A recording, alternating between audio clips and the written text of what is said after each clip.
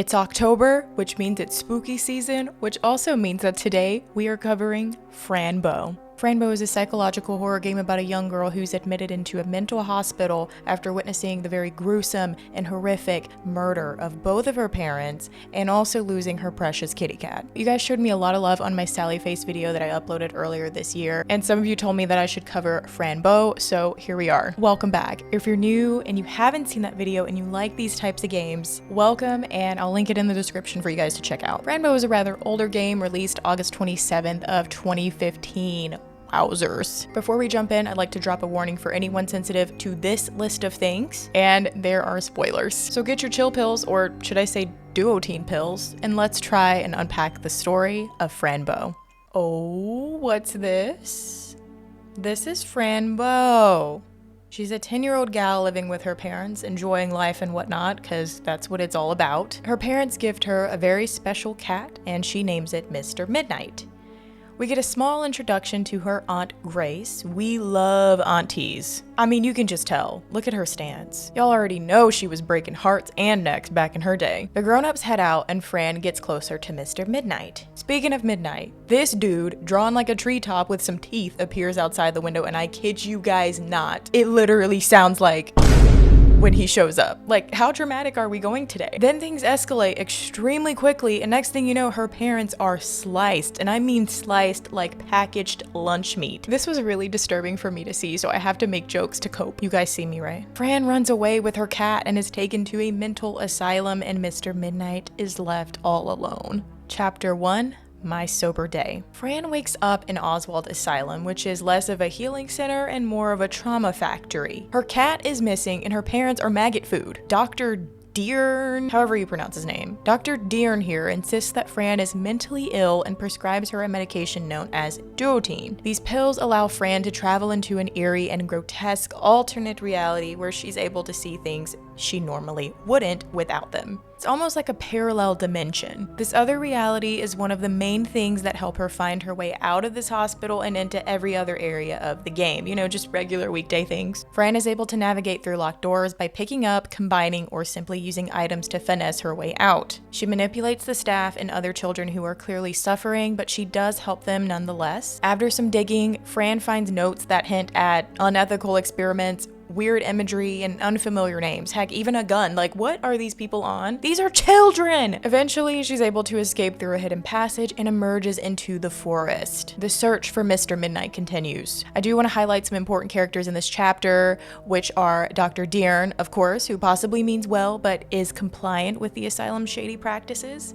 Gladys, just because she seems to have it out for Fran, in my opinion. Aunt Grace, which is the twin of Fran's mother, and also her guardian. And lastly, Ramor, who's this demon dude that stalks Fran. I think he could possibly be a manifestation of her guilt or trauma, but I'm piecing things together here, so this is just a thought. Here we are in chapter 2, Curiosity Symptoms. Fran wakes up in a forest. She meets an ant, a beetle pig, potentially helpful and significant creatures called luciferns, and a pinecone family. I'm not going to spend too much time on exactly how we make it through this chapter, because then this would be a Fran Bow walkthrough. However, the first part of this chapter was merely a form of busy work, and we are still in Operation Find Mr. Midnight, and that's all I care about. With the help of all these creatures combined, though, she's able to build this weird contraption of a door and crawl through it. Chapter 2, Part 2, Double Personality. Okay, we're getting into the meat potatoes. So Fran finds a house that belongs to these twin girls named Clara and Mia. They remind me of the twins from The Shining. They actually could be a reference from the movie. I'm not so sure that's factual, but it does make sense as the story moves along.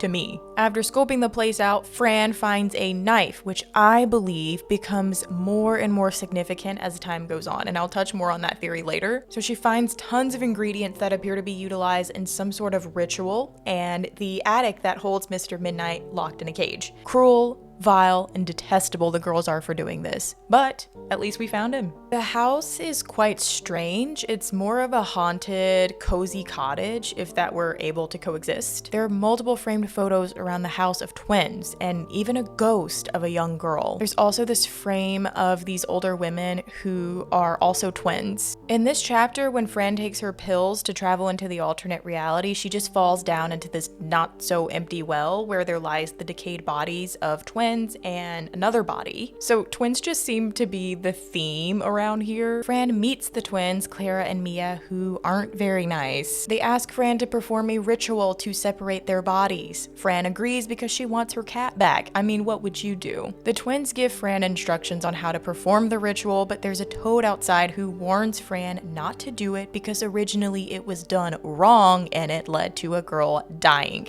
hence why there's a ghost in the house. She ends up finding a different ritual and getting creative. She follows it and tricks the girls. The ritual works, but the twins vanish. However, they left the key. And that's all I care about. Now, let's go bust my cat out of here. As Fran explores the house further, she uncovers a secret and learns that Clara and Mia were victims of an unfair fate that conjoined their bodies, and they seek revenge. So in the house, they were just personified versions of the trauma that happened, it seemed. If they were dead, I wonder what would have happened if Fran did the original ritual. Reunited with Mr. Midnight, they buff up the toad with baking soda, and he helps them leave. This is such a fever dream. But wait, Remor pops up, breaks the bridge, and takes away their chance to return home, making Fran fall into a vegetative state. Chapter 3, Vegetative State. The difference between a vegetative state and a coma is that in a vegetative state, you're awake but unaware of your surroundings. And with the coma,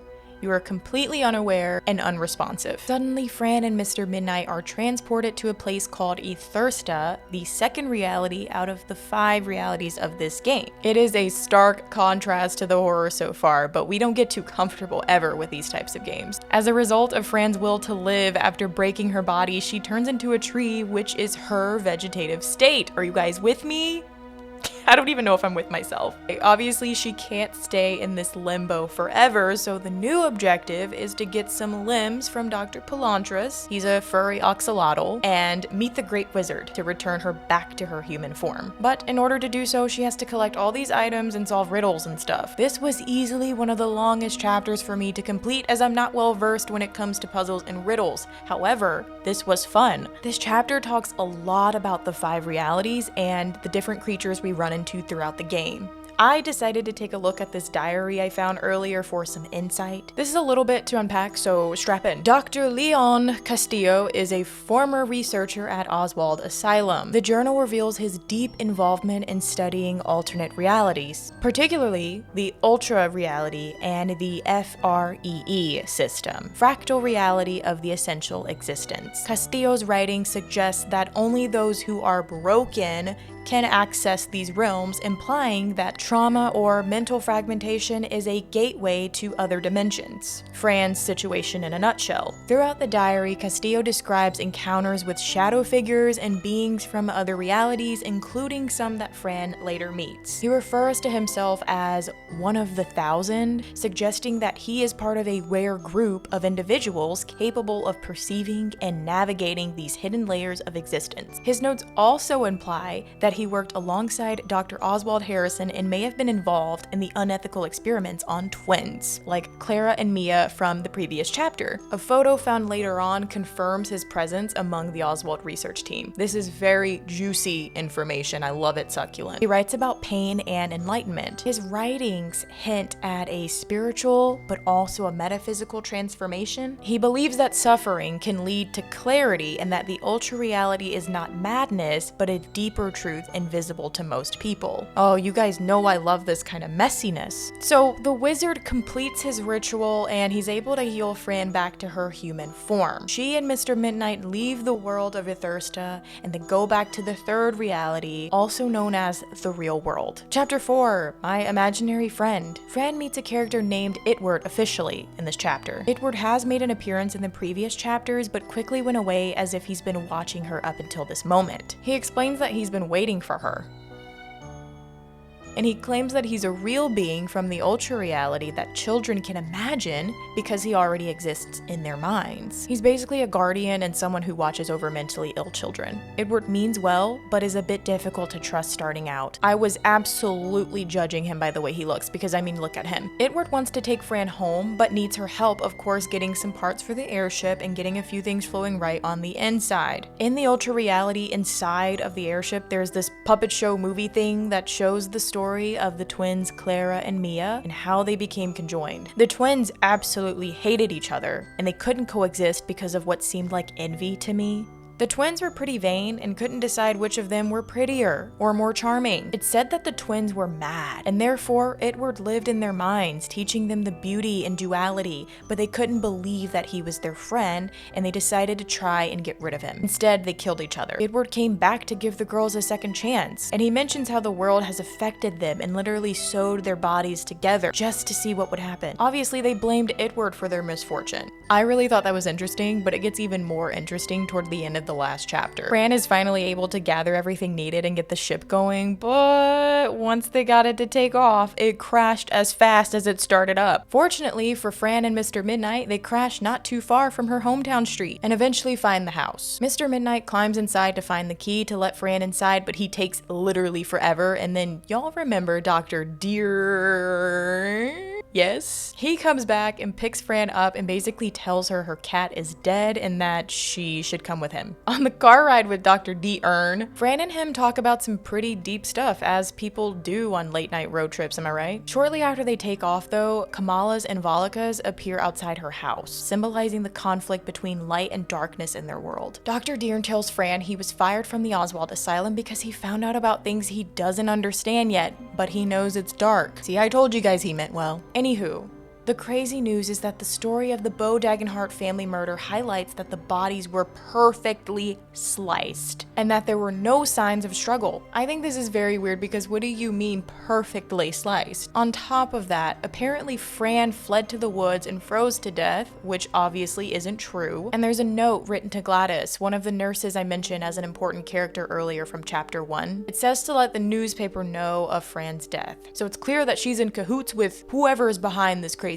During this conversation, Dr. Deern says he also found that her medicine was switched. The duotine she's been taking till this point contains a high dose of ectoplasmatin, which isn't good because it creates a passage between the subconscious and the conscious, and in Fran's case, the door has been too wide, causing great confusion for her. This caused suspicion to rise for Dr. Deern, and I'm guessing that's why he was terminated. Fran explains all the things she's seen so far, and Dr. Deern is in disbelief, and he thinks they're just effects of the duotine. However, he does suspect that the people back at the asylum are on some shady stuff. They continue to talk about Fran's journey, and the twins come up. Dr. Deern is familiar with the Clara and Mia case and explains that Dr. Oswald conducted an unethical experiment on them to see the reactions of DNA, but nothing happened. They died, and their bodies were thrown into a well, as we saw back at the cottage in chapter 2. They finally arrive at the cemetery and dig up the graves of Fran's parents and herself. Her parents are for sure there, but there's a random cat in Fran's casket. That is not Mr. Midnight. Needless to say, they didn't find any useful evidence that would bring them toward the killer or anyone suspected. Remor appears and disrespectfully grabs Dr. Deern by his head. Oh, that hurts. And then he sends him somewhere. Chapter 5, The House of Madness. Fran does end up back at home briefly, and this is her first time she gets to see her Aunt Grace. However, things are fishy because, for one, Remor brought her there. Grace says some interesting things to Fran and has her chained up because apparently her hands do bad things when they're free. She even blamed Mr. Midnight for murdering Fran's parents, which is out of pocket. He's a cat. At this point, Grace is incriminating herself and doesn't want to take accountability for anything that's happened. Fran is all out of duotine pills, but has figured out how to control reality. She travels into ultra reality and meets another version of herself. The alternate Fran says that Fran 1 must be broken because she's managed to access this reality. This further solidifies what Dr. Castillo wrote about who's able to see the different realms. You briefly play as alternate Fran to get the key to unlock yourself. Eventually you get instructions to build an item called the ECOG clock to wake Mother Mabuka. Dr. Castillo also wrote about Mabuka and how she's the ruler of the 5th reality known as Obscura. She feeds on sorrow, misfortune, fear, everything you could think of that's remotely dark and depressing. She is also the mother of Remor. On the instructions of the clock is printed a poem or spell, I don't know, to Mother Mabudi. talks about the Valakas, who are part of the first reality known as Primeve because they are light. This is a battle between light and darkness. That's all this is. Good and evil.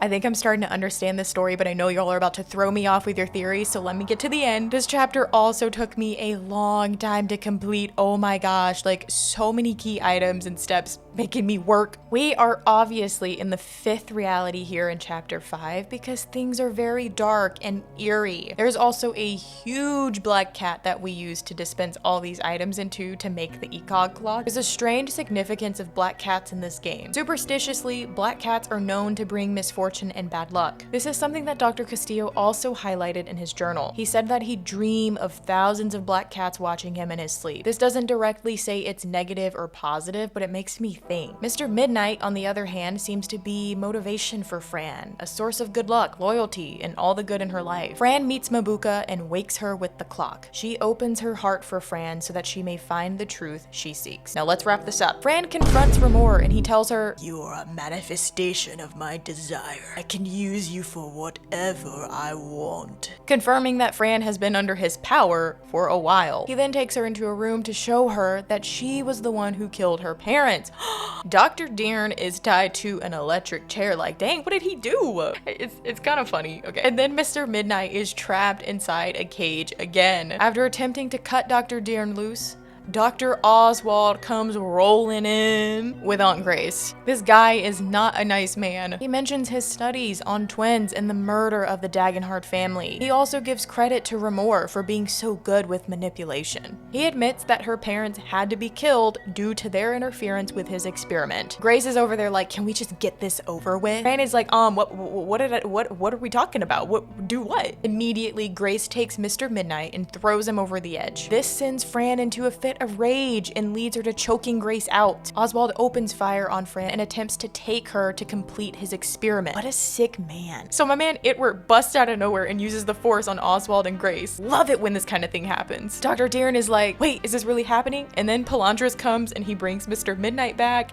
Everything you want to happen is happening. Palantras is able to heal Fran and bring her back. Dr. Deern is still in shock and then becomes under the power of darkness. So Palantras sends him away and wipes his memory of everything. And then we have a happily ever after ending. Woo! So to backtrack a little bit, if you look behind the door in this last chapter, there's a photo of Dr. Oswald, Dr. Castillo, Nurse Gladys, and another nurse holding twins Clara and Mia, whom he stitched together, and lastly, Grace and Lucia Dagenhart. It's clear these people have had a relationship with each other for a very long time, but Oswald has taken his experiments and work to the extreme. Now it's time for some theories. So I think the main story here in short is that Dr. Oswald wanted to study the brains and DNA reactions of twins. Lucia and Grace were part of this study, just like Clara and Mia. However, Lucia, Fran's mom, wanted no part in this. And because of this, Oswald had Ramor possess Fran to kill both her parents to induce a suffering-filled life for Fran, because he believed that her suffering would be the key to his experiment, which makes sense to me because Dr. Castillo wrote about this in his journal, and he was also in this photograph that was behind the door. So to me, that just makes sense. If it's true that Fran was manipulated into taking her own parents' life, and this is also why I believe her bloody knife that she picked up in chapter 2 is significant, because it's the only item she's continuously had a use for throughout the game, and could have also been the same knife used to kill her parents. It could just be a coincidence, but also it could be symbolic. Let me know what you guys think. Another theory I believe is that duotene is used as a portal. The ultra reality Fran sees isn't a side effect, but it's a real dimension. The consistency of its rules and characters suggests that it's part of a larger multiverse. I also think that Clara and Mia might represent split personalities or mirror versions of Fran. Their story parallels Fran's own trauma and hints at the asylum history of unethical experimentation. I know there are so many other theories about this game, and I'd love to hear some of you guys in the comments. I think this game confused me more than I ever was when I played Sally Face for the first time. This game definitely needs to be played more than once or twice to come to some sort of conclusion about everything. Also, the beauty in these games for me is all the speculation. If you guys follow these types of games, I'm sure you already know that Kill Monday is coming out with another point and click game based in the same universe as Fran Bow and Little Misfortune. That's pretty much all the information there is as of currently, and I think that's pretty exciting. If you made it to the end of this video, thank you so much for watching, and feel free to share your thoughts in the comments. If you want more content like this, be sure to like this video, subscribe to the channel, and turn on notifications. I hope you guys have a good one, and I will see you in the next video.